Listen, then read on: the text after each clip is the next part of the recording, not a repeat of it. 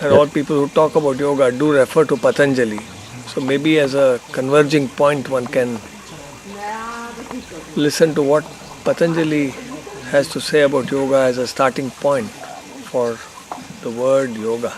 Yoga Chitta Vritti Nirodha talks about the movements of the consciousness. But then the last word is quite enigmatic. What does he mean? Nirodha. It has been translated in different ways. People say opposing the movement, stopping the movement, controlling the movement of thoughts, consciousness. The normal movements of consciousness exist. Obviously, he is speaking about something other than the normal movements of consciousness as yoga. But what is this movement is quite an interesting question. And I think anybody who wants to understand yoga must remember that yoga speaks about the movements of the consciousness and some movement other than the movement of the consciousness. Within the movement of the consciousness, is there something which is quite different from the normal movements? What are the normal movements?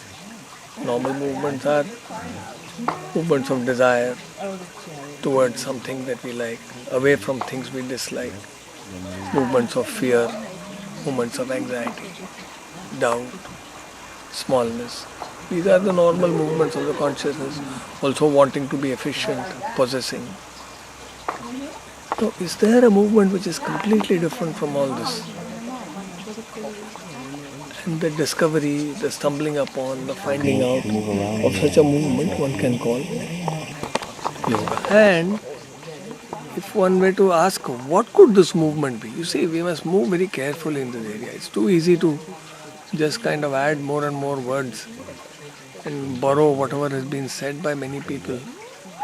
But it's more difficult to kind of examine it carefully without jumping to a conclusion. And then maybe that examination one can begin to see some clarity. So, one good way of understanding yoga is probably in the way that I have learnt it, is that there's a movement which is counter to the movements that we normally have. A movement, a backward journey in the consciousness. That's difficult, huh?